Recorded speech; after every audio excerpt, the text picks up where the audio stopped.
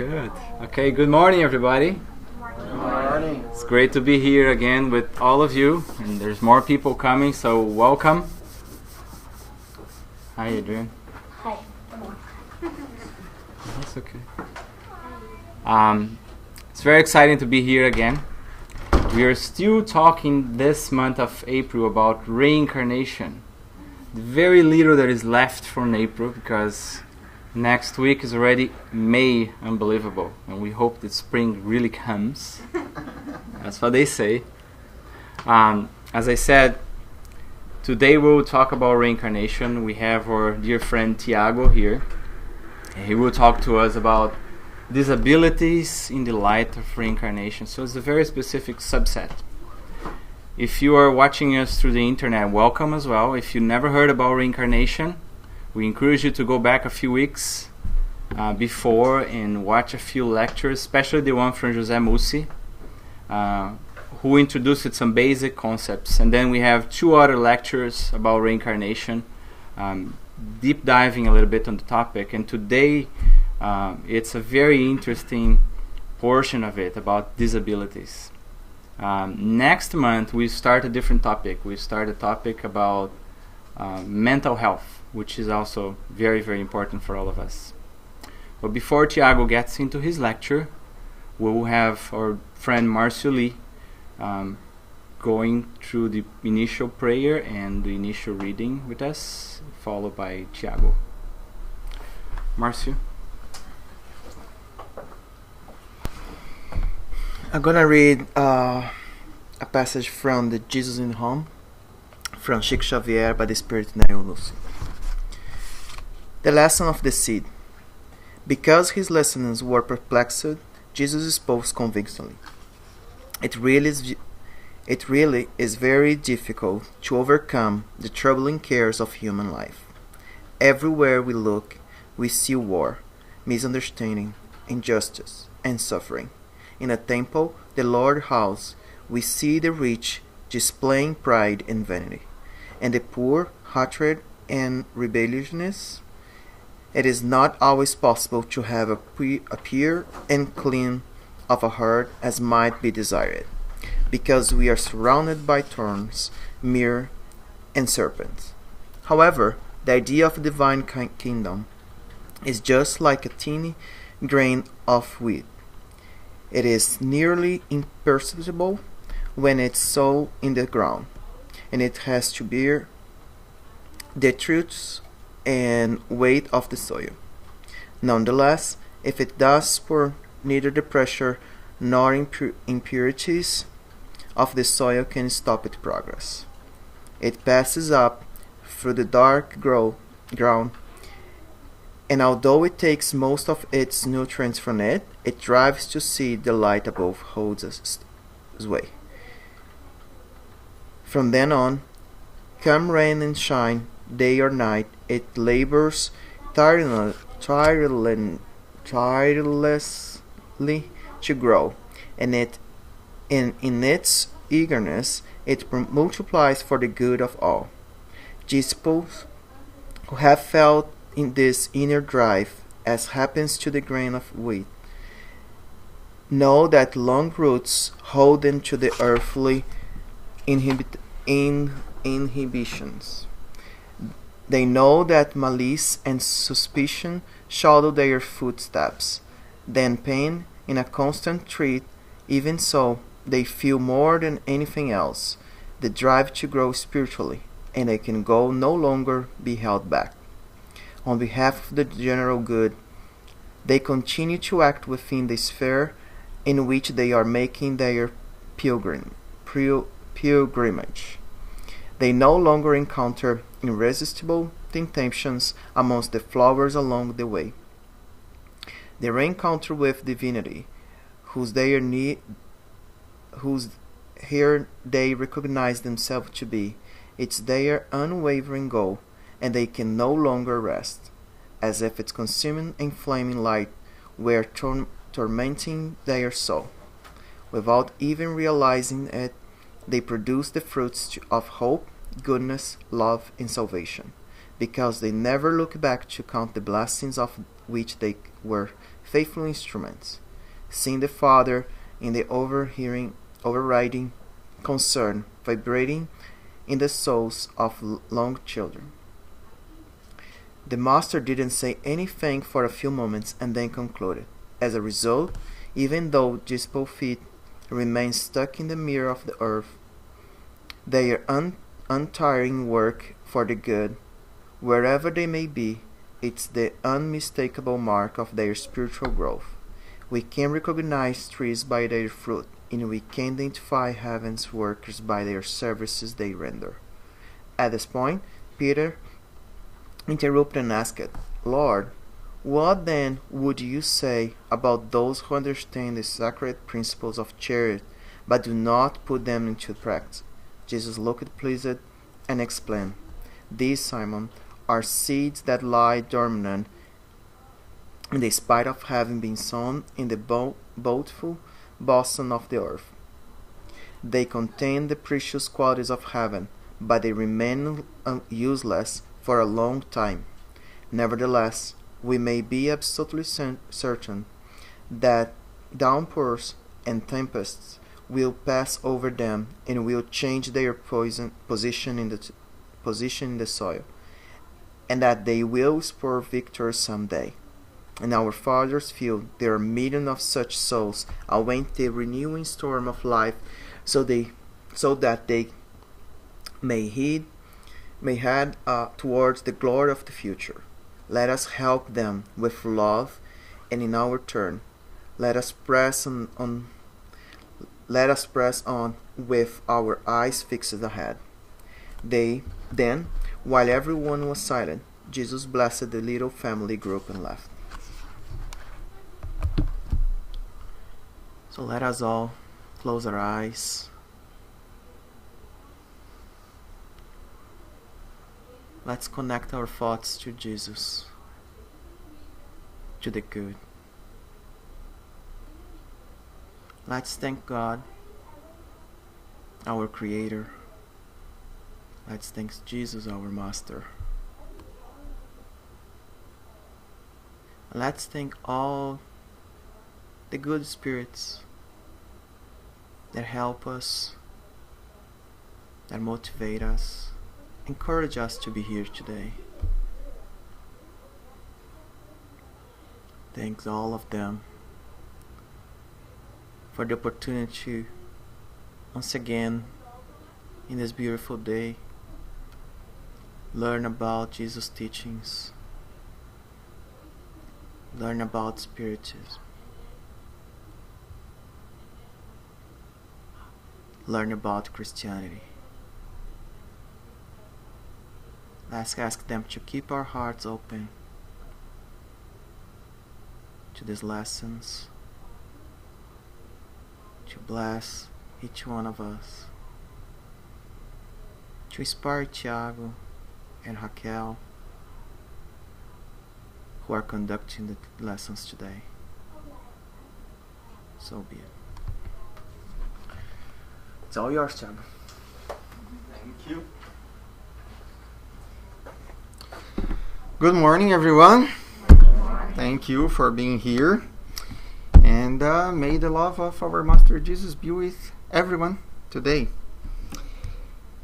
You know, every time we come here, we make a choice about a reading.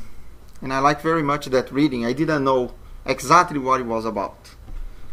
But when Jesus tells us that some of us are like seeds that are buried under the ground, waiting for that moment that we can break that weight of the earth and then sparkle towards the light, somehow I can connect a little bit with the theme of today. I believe that many of us have had experience or have had the chance to be together with someone that has some kind of disability. Some of us might consider, I also might have one in some degree. And sometimes we feel like we are trapped because of that disability or that difficulty or limitation that we have might be limiting us from expressing ourselves fully to make ourselves understood. However, we know right away from that passage that Jesus tells us that God never forgot us, and God will have that living water that will nurture us. And then if we are able to drink to that water, we will break those barriers, we will break those limitations. Thank you, Marcy. It was very good, that lecture this morning. Okay, so as Marcus said, we are in the end of this month of reincarnation. And Jo told us about what reincarnation is. And that one of the most fundamental principles of reincarnation is the divine justice. Because God gives us the opportunity of reincarnation in order for us to progress. Then Michelle came and she talked to us about the family ties that are strengthened and through the progress of reincarnation, especially because we all know that the families and the family members, the relatives that we have, we are like a family that is growing together throughout different reincarnations, repairing faults and growing in love. And then Marco came last week to talk about very specific and technical aspects of reincarnation, all the complexity that happens when we reincarnate, that we are not alone, that there is an entire program. And there's a very interesting point, because this program has a lot to do with how we are here today and that whole process. Let's see what we have. So we know that reincarnation involves lots of different aspects. I will spare the technical aspects today when we are going to talk a little bit about the practice, the concrete example of the justice of reincarnations, because it's a very complex theme that we are dealing with today, which is about the disabilities. Today we know that, there is still a lot of discrimination. Even though we are in the 21st century, even though we look around and there is accessibility, even though people with disabilities today have access to many different resources, in society there is much more acceptance than ever. Still, we have doubts. Still, many of us feel uncomfortable. Maybe there are reasons why. There is a high occurrence in society of disability today. Also, more than ever, we see people being born with some kind of disability. And then we will understand a little bit of the reasons why. The causes. The doctors might say a lot. The science might bring a lot of understanding around that. But still we have doubts. Within ourselves, still we are not very sure. Still there is a stigma. Still there is discrimination. We carry those stigmas with us for centuries and centuries. And we will understand a little bit as well. I will just make sure that I will let you know that we are only scratching the surface. This theme is so deep, so intense. And as most as we can, we will try to clarify a little bit about certain of those aspects in the light of the reincarnation. Because someone being born with disability, many of us might think that this is a curse. Some of us may think that this is a punishment. This is the proof of God's justice. Because God gives us chances over and over for us to keep progressing from where we stopped before. And whatever we do, if we are able to choose the path of goodness, God, in His divine justice, but also in His divine love, will give us opportunity. The reincarnation is the primary cause of disabilities. The Spiritism gives us that certainty with examples, with stories, with testimonies from spirits and from family members and from the society that can show us that only under the light of reincarnation that we can understand that there is a justice of so many differences and diversity that we experience today in our humanity. And also it will give us hope and consolation. Whatever we could not accomplish today, we will have the chance to do tomorrow. Whatever we could not accomplish yesterday, we're having this chance here and now. And the limitations of today is the freedom of tomorrow. The Spiritism tells us all the time, and this is another chance for us to remember that. Okay, why is this so important? The World Health Organization in 2011 tells us that 15% of the population in the world has some degree or some kind of disability. Folks, this is more than 1 billion incarnate spirits. And we know by the Spiritist literature that probably there is 3 times more spirits discarnate than incarnate. Probably there is a huge lineup there of spirits wanting to reincarnate. That shows many things. That shows that we are all in this path of recovery. Many of us are in this path of repairing past experiences that were not so successful for us. But at the same time, it gives us a lot of responsibility. How are we living our incarnation today? Because we are receiving a divine chance during this time, here and now.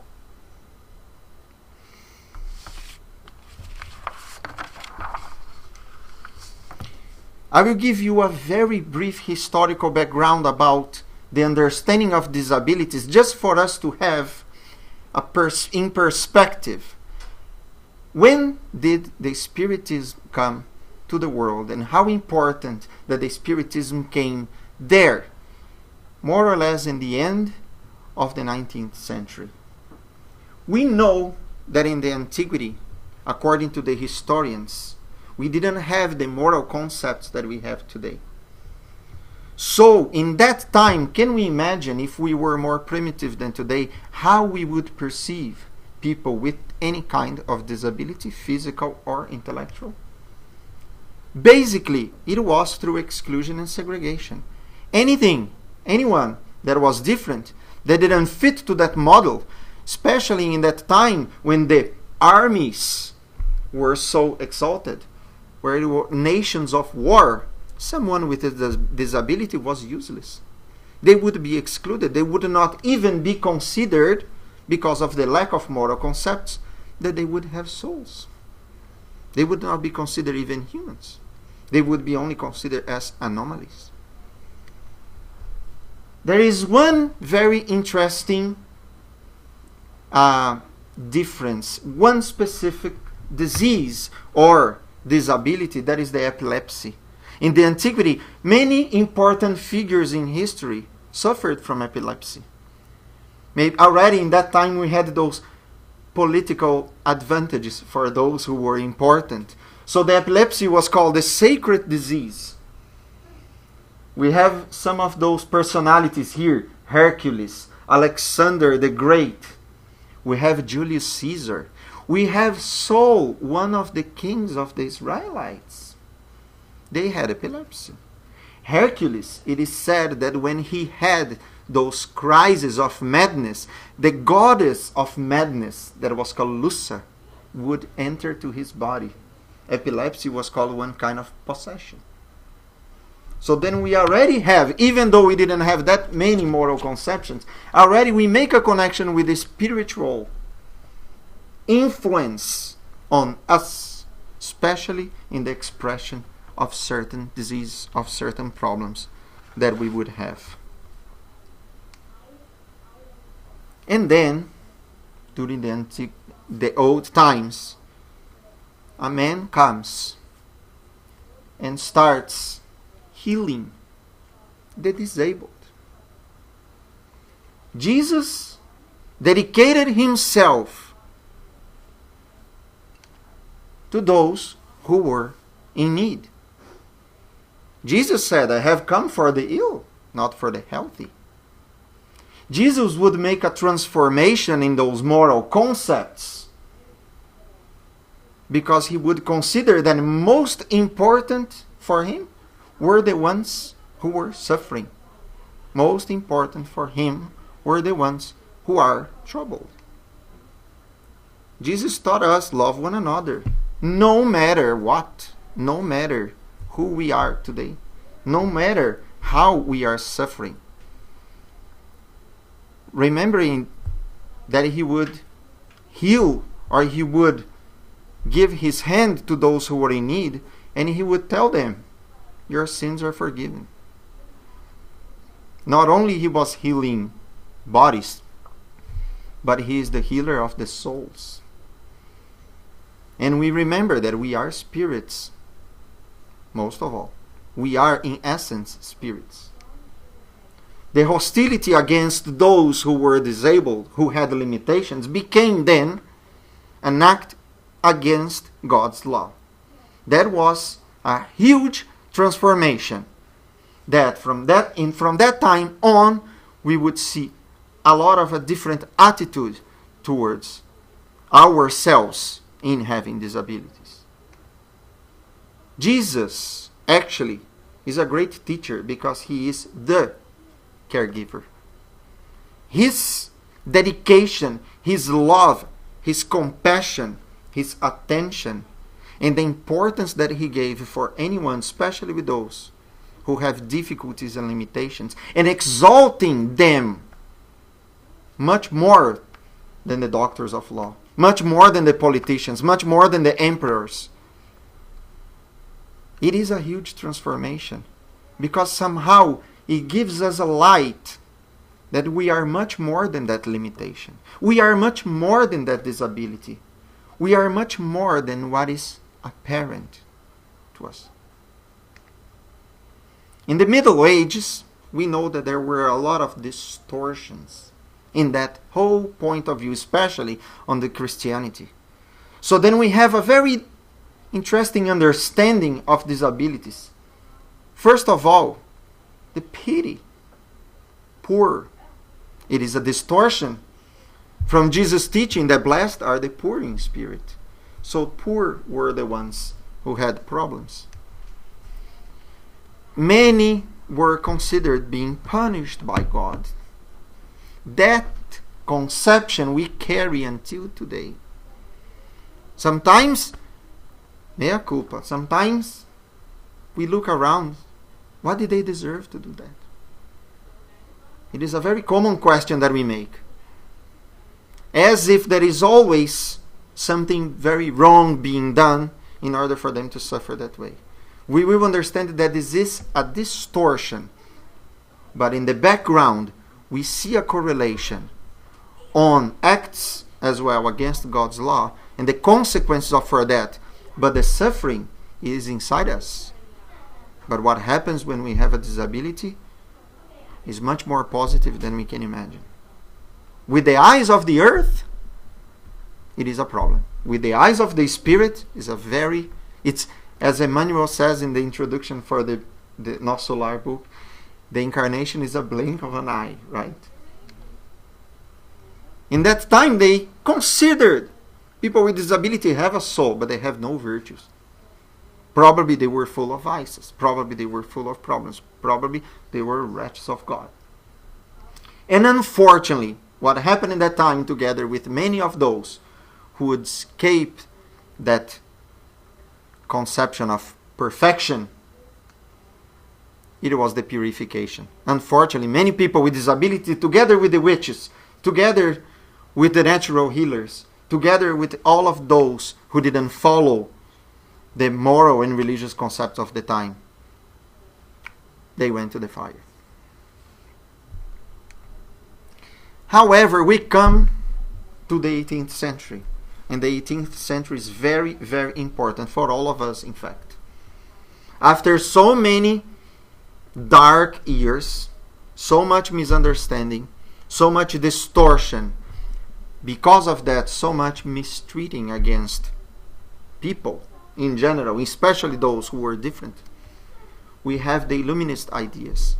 We have the booming of science, arts, the sociology, the psychology, the medical sciences start to bring to the world, through many venerable personalities, a lot of advancement and progress for us. I will mention 3 names very quickly that have a lot to do with that area of disability and how they help to bring a lot of changes for all of those who have disabilities today. Jean Itard, he was a French doctor and he was the pioneer in special education. He would say that people with disability should be treated with love. So here we have starting recovering of the essential aspect even of the Christianity. People with any kind of disability should be treated with love and according to their potential. Also, we understand now that everyone has potential. Johann Weiss was a German educator. Because of his first scientific article, the first special classroom was created in 1820. Sadly, some of the educators would say, well, we didn't go too far. It started a while ago, but still there is a lot ahead of us. Still already in 1820, the first special classroom. So it means that right now we see another shift. Education. We will understand that in Spiritism as well. We will understand that disability is an re-education of the spirit. So the seed has been planted there as well. And a man, and today, one very important condition that many, many people have incarnated on earth, carry his name, John Langdon Down.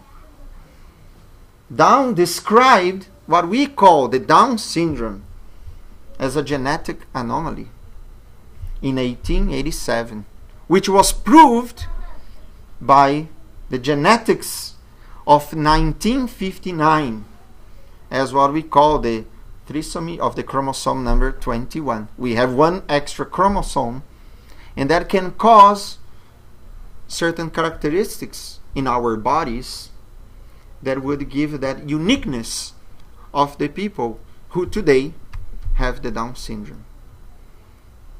I will make a little pause. Probably any one of us met someone with Down syndrome.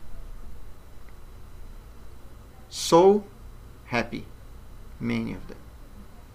Smile. You ask them, how are you? Awesome. How are you doing? Wonderful. I'm awesome. How are you doing? What is today? Today is great. It's raining. Today is Friday. So amazing. Now I have a question. Why do you think that so people then with disability, especially the Down syndrome, very unique, but at the same time very common? What would happen that they are so much happier than us? Couldn't we think that they have somehow there in their spirits that sparkle of hope, knowing that opportunity that they had, it is part of their journey to progression, part of their journey in order to repair quickly and efficiently some of the faults that they committed. The happiness, the enthusiasm, they are so lively. They can contaminate us. No one can be mad with someone that comes to us. I'm sorry I ate your food. I stole your shoes just to go somewhere. I have the opportunity to live and to work with many people with disabilities, and I would say people with Down syndrome can make our days the best possible ones. The most stormy days become an incredibly sunny day, because doesn't matter. It is 7:30 in the morning, you get up, they come to you with a cup of coffee. Come on, what's going on with you? Let's live our day. That's incredible. So there is a lot of lessons that we can take from that. Okay, let's go back. You can see that this theme is very personally very important for me. I will make a honorary mention right now to one personality during the 18th century that has incredible importance for us in the Spiritism. He was an educator, he was a humanitarian, he was born in Switzerland. His philanthropic work and his attention to the poor, to the orphans, and to the people with disability, and his method of education based on comprehension and intuition transformed as well. And he's a visionary on education today. He would say that the transformation of society can happen only through peace, justice, and education. And he has that intuitive method that he would say that knowledge happens through intuition, through comprehension, not through memorization. And we still didn't hear, right? Actually, we didn't hear Jesus before. We are still here, right? If we heard before, probably the things would be different. But here we are. Again, that's our best time. So let's use it. The precursor of the education of the Spirit. His name is Johann Henry Pestalozzi. In his grave, those inscriptions, the Savior of the poor, the Father of the orphans, are there. He is a visionary, and most of the methods of education that are still ahead of our time were envisioned by Pestalozzi. Why is Pestalozzi important for the Spiritism? Because Pestalozzi had a disciple, his best disciple, traveling back and forth from Lyon to Neuhaut, when Pestalozzi was trying to raise funds for his institutions, and when he was trying to spread his education methods, he would ask for another professor, a French professor called Hippolyte, to take care of his business for him. Hippolyte is considered the best and the most important disciple of Pestalozzi and carry the legacy of Pestalozzi. However, part of the reasons why he needed to change his name is to give the distinction for another important role that he played in our humanity. So then, instead of Hippolyte, the disciple of Pestalozzi, he was Allan Kardec, the codifier of the Spiritism.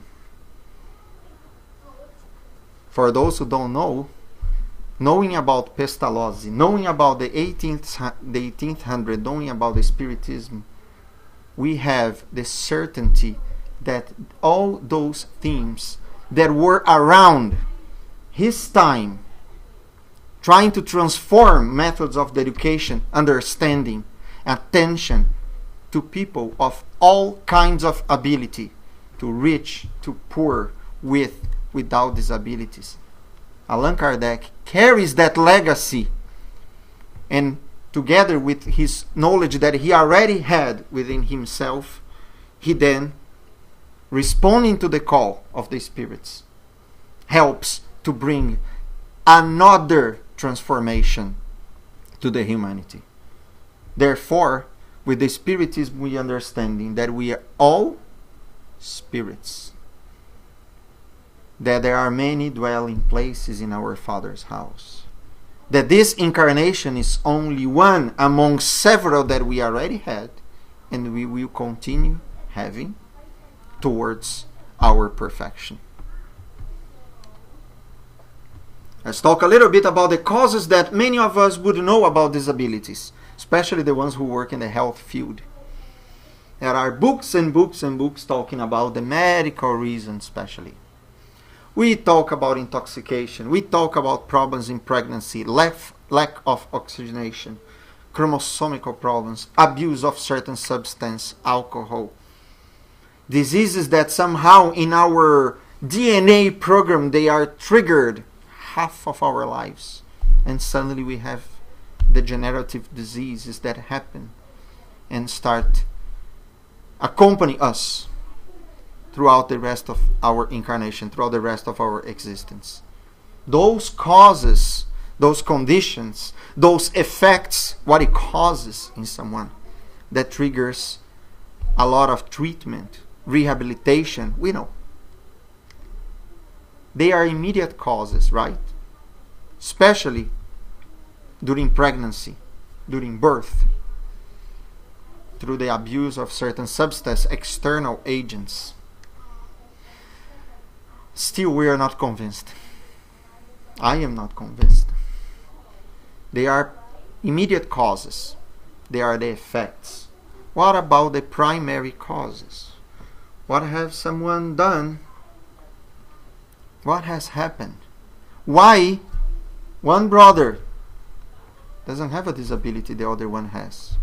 Why a couple with Down syndrome can have a child that doesn't have Down syndrome? Those are very interesting questions. Of course, now we come to the topic that will link those two subjects that we are talking about, the disabilities and the reincarnation. And through the reincarnation, we will understand that the primary causes are in the consequences of the acts of the spirit that we carry through from previous incarnations. Is that okay so far? It is a very dense topic. Allan Kardec asks the spirits what's the purpose of the incarnation. So God imposes the incarnation, and then I stop right there. Imposes the incarnation. So it means that that's a need. It's not a punishment. It's not a privilege. It is a need. Leading spirits to perfection. I just highlighted those points. And also, all the vicissitudes of corporeal existence are trials that we need to go through as an expiation or in order to help us to progress faster. And if we don't reach that perfection now, well, we know that in one existence we don't reach perfection, and probably we make more mistakes. Sometimes we go backwards more than forward. So if we cannot complete those trials in one existence, the spirits are very clear. We have the trial of a new one. And probably every existence we can ask the question. And we will have other opportunities and other chances. And what is the doctrine of reincarnation based on? In the justice of God. Okay. So it means that having a disability is part of God's justice? Yes, it is. The intellectual and the physical limitations, first of all, are means of spiritual progression. If we are having that opportunity, there is a learning on that. And also we know, by the question 258 in the Spirit's book, we understand that we make the choices in many occasions of the trials that we are going through in the next incarnation, based on what we have carried from previous incarnations. If we understand that we need to progress, if we take that opportunity, and in many ways we ask. Marcus, in his lecture, when André Luiz helps us to understand the process of reincarnation, there is an entire map for the reincarnation of the Spirit. That together with the Spirit, the team of specialists that today we know that probably are the geneticists of the spirituality, which before the DNA structure was presented to Earth, they were talking about that already. So we know that through our physical body and through this program that is created together by us and by our mentors and our guides and by the superior spirits that help us in order to progress, that's how we will mold our bodies that have a relationship with our spiritual body and with the marks that we carry from the acts that we committed. In this case, we would ask, what are those marks? Well, if we go to the internet and if we see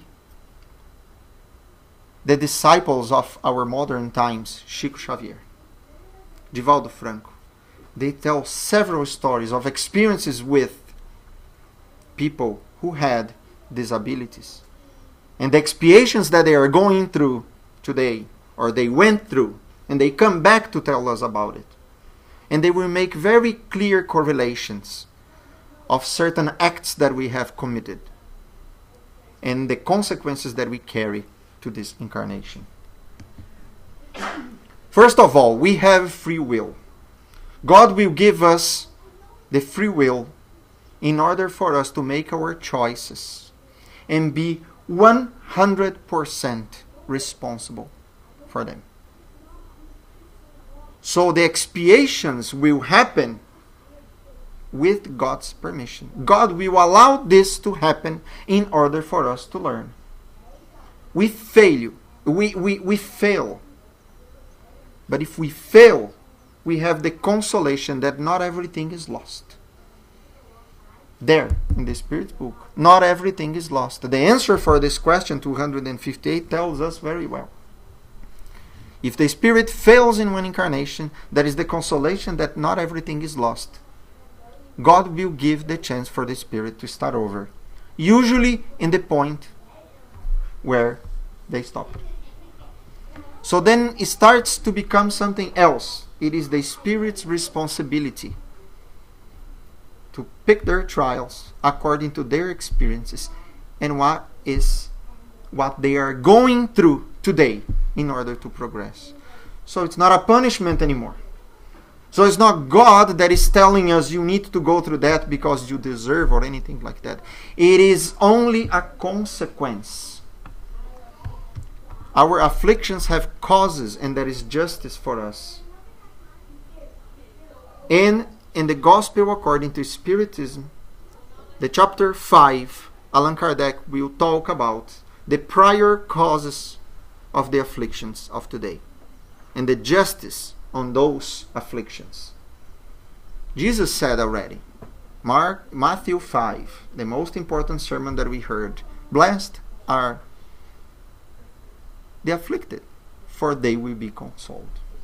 However, if we are going through severe limitations today, where is this consolation? First of all, we are planting the seeds for the rehabilitation. So then tomorrow in our next incarnations, we will recover our path of progression.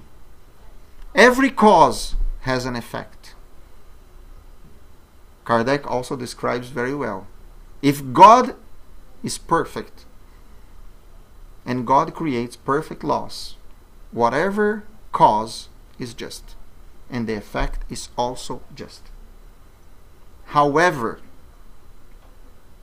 do you think that we will pay exactly in the same amount that we committed? If we kill someone, we will be killed necessarily. Eye for an eye. That's the past, but the very past. However, there is another passage when Jesus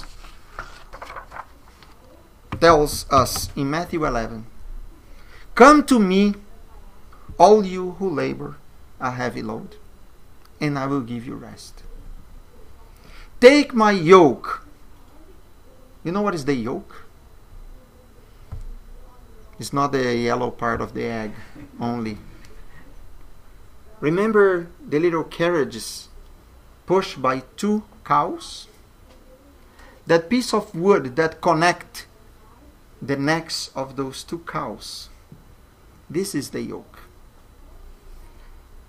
Jesus is telling us, take my yoke. Yeah. I will carry it with you. So then it's not going to be that heavy. You know? Learn from me. How? Through love. through forgiveness, through doing good, through forgiving the bad. I am gentle and lonely and lowly at heart. I will find rest for your souls, for my yoke is easy and my burden is light. Love over justice. The law of love is applied to us. Every single step that we give is taken into account in previous or in this existence. Whatever bad we did, whatever wrongdoing, did we do good as well? Please tell me that yes. The worst disability is the disability of the spirit that carries only guilt, that carries only remorse, that carries only resentment, that doesn't see hope. Hopelessness is one of the greatest causes of several limitations that we face today, because we are imposing those limitations to ourselves as spirits. Our perispirit then will be affected to those negative thoughts in certain degree that we can transform our perispirit. And those transformations would affect our physical body. Cases of homicide, cases of suicide described in the Spiritist literature. The greatest suffering is the suffering of the spirit. Is the moral suffering, the remorse, the guilt, the lack of acceptance that they did something, the lack of acceptance that they would face those consequences. So then when they reincarnate with those heavy spiritual burdens. That's the greatest and the most serious cause of several of the disabilities. So we know that if today we experience with ourselves, with family members, with friends, with those who we work with, any experience that has something to do with disabilities, love is the answer. Nothing else. The message is very clear. The message is very, very clear for us. Those three questions are the ones that set in stone the understanding that the spirits give to us, because he gave to Allan Kardec. The question 371, is there any basis to understand that someone who is mentally impaired is because someone is of a less evolved spirit? The spirits say no. Usually they are much more intelligent than you think. And that limitation that they are facing is already suffering. Oh, so they are intelligent, but they are still suffering from disabilities. Question 372. What is the providence then on someone who is so intelligent going through the disabilities? The spirits say they are expiating past wrongs. The answer is there. Some of us, and I've been through that, we see someone with disability, especially when they are children. And if again we see with the eyes of the earth, with our material eyes, we say he's an angel. Nothing he has done. He's an angel. He's in a mission to teach us something. True that all of us have what we call our personal missions, our tasks that we need to perform here. Sometimes, making ourselves a little more comforted and talking about those missions help us to cope with the situations, conforming ourselves a little bit more. But we are expiating past wrongs. Are we going to be expiating forever? No.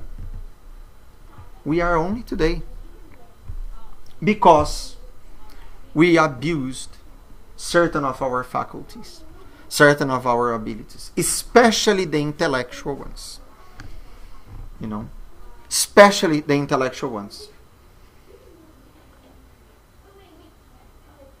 The disability is an education for the spirit, at least in two different ways. We know that Emmanuel as well says, the spiritual evolution, for the spirit to take off and fly, we need two wings. One of those wings is the intellectuality. One of those wings is the morality. In general rule, the disability happens for us to learn that we have not used well our intellectual abilities. We abused on them. How? Power over someone, superiority, vanity, domination against others, using our words to take favors, using our ability to commit some kinds of cruelty, using technology. Today we see that. Using technology against each other for domination, for vain purpose. So it is a pause for the spirit to stop and reflect. And second, we have two wings. If one of them is in pause, what about the other one? The morality. Do we need to have a perfect body to exercise our morality? What about patience? What about resignation? In the causes of afflictions, Allan Kardec and the spirits teach us we must suffer well, because we ask for that. In order to learn, are we learning? Some of the spirits have severe limitations, but still can perceive a lot, especially their own condition. They might not be able to express to us what they are feeling, but their spirits are registering everything, including how we treat them. And if they are able to use that opportunity, and usually they have that idea, and they come to us in the book Heaven and Hell, the chapter 8, Earthly Expiations. Several spirits give communications to Allan Kardec when evoked, talking about several disabilities that they had and how they used that opportunity. And some of those spirits were more physically debilitated, had awareness of their condition, prayed for themselves, prayed for those who were mistreating them, waited patiently for the freedom until their discarnation. And they did acquire their freedom, because the spirits tell us sometimes for some it is like a last resource, but for many it is a way that the spirit can progress quickly. Today, based on since the 18th century, no, since Jesus, the caregiver, our model. Jesus taught us to love one another. Jesus came for the ill. Jesus' last words were, I will give you power to heal the sick, to give consolation to those who need. We can take that responsibility. We somehow carry within us some level of what we call disability. Some of us learn faster than others, and so some of us walk faster than others. Some of us walk with wheels. Our spirits are here together for a very important reason. The caregiver of today may be the disabled of tomorrow. And we also may help the disabled of today to be the caregiver tomorrow.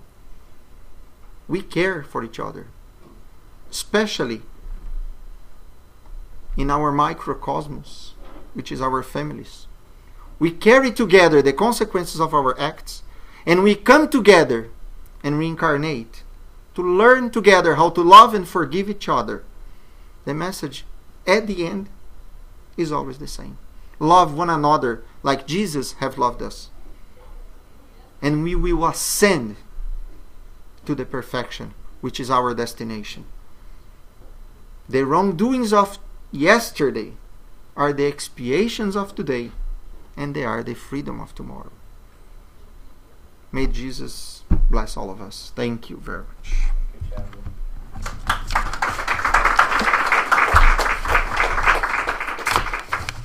And we have time for Q&A, so where are you going? Staying. Here, thank you. The last one. Yes, questions for Tiago.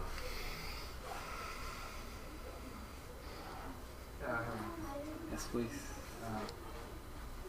I understood the difference between like the concept in the past that says that it's not a punishment. Because one thing is because you are always evolving, so you're becoming better. However, is it still, in some cases, not a punishment? Because it's the only way, through suffering, to learn, to do that, because it becomes, of course, if you're dealing with someone that is spirits, that believes about that, it's much easier, but many people doesn't see that. So in this case, why would this person carry that burden? How could you actually interact with this person in a way that it could accept more this condition, the situation, even the moral conditions that are much more common than physical disabilities? Sure. I think recently, more than ever, we see spread around throughout the world several organizations, institutions, associations, groups of support, of advocacy, of awareness that would bring a lot of what we call actually the ability. Everyone has some level of ability, and everyone has the opportunity to play an important role in the world. The revolt that the spirit has, if we are able, first of all, to embrace that, because many of the spirits, I think, starts with them. Many of those spirits that are suffering from disabilities, there is a lack of acceptance, first of all.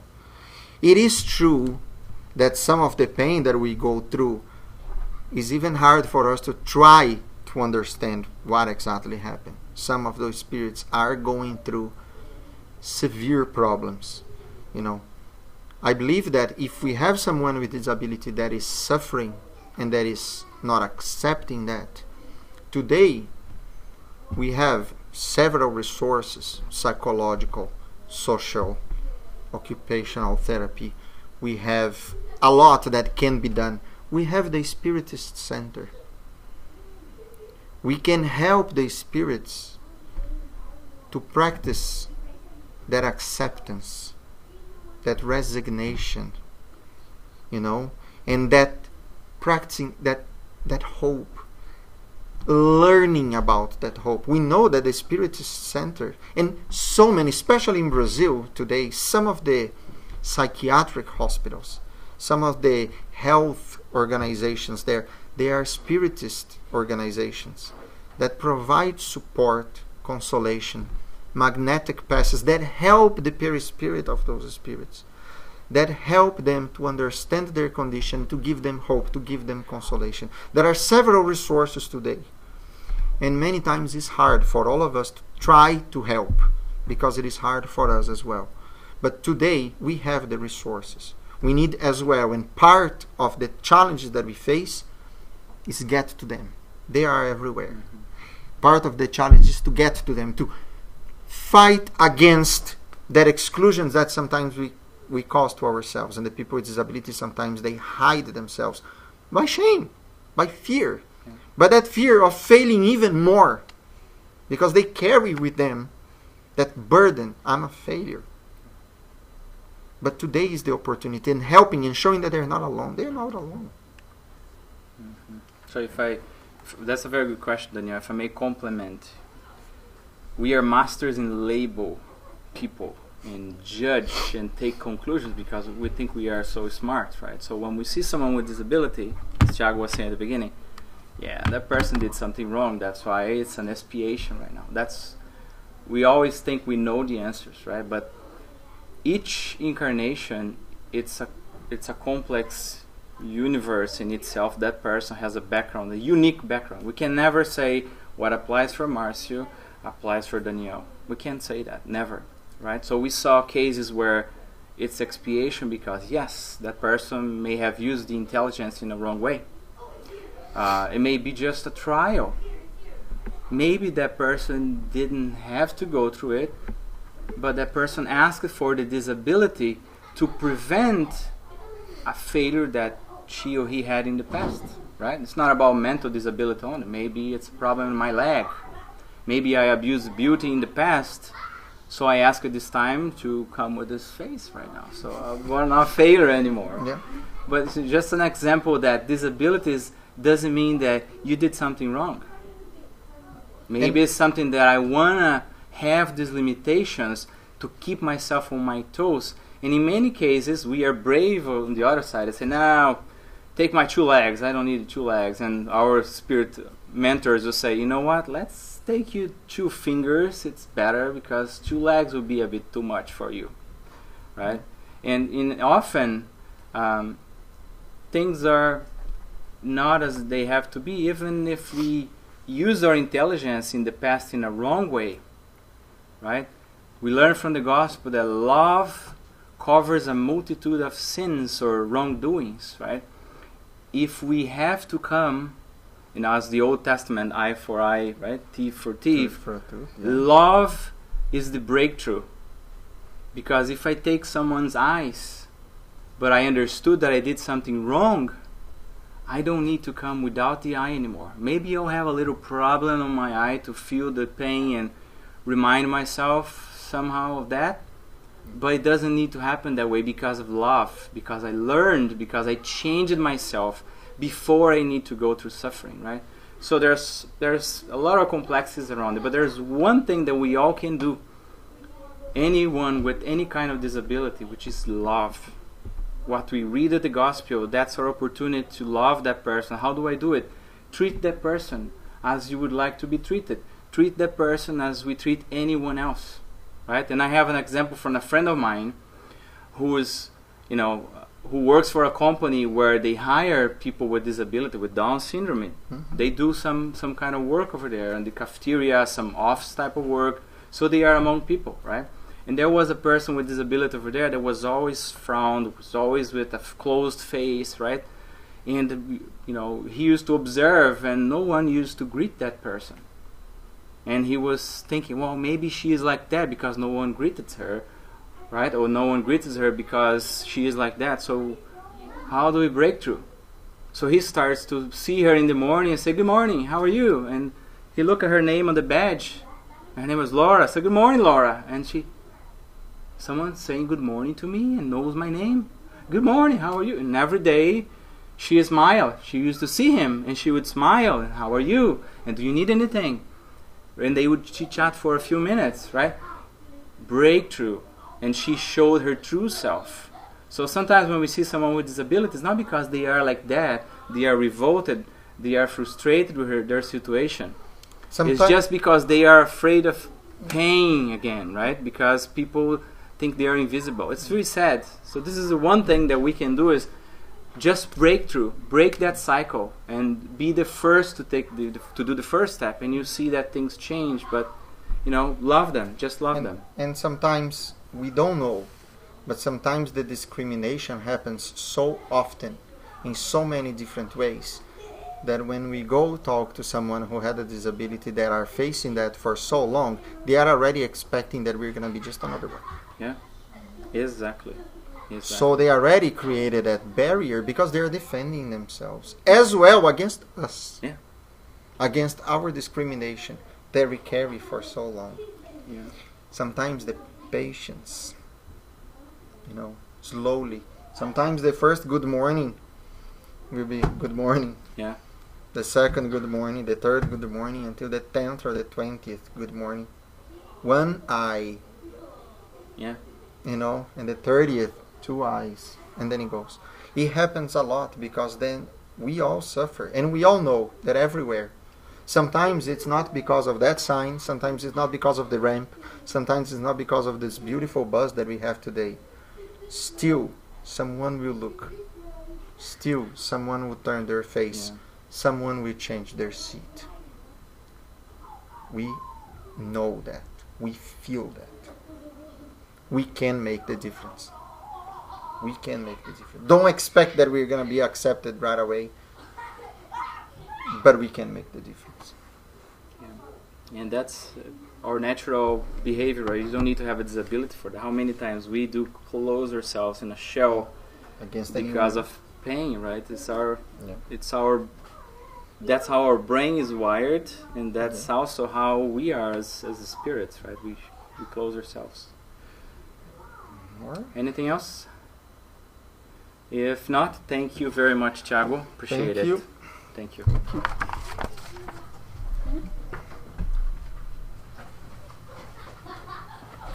So we will start now the second part of our lecture or meeting, which is our healing passes.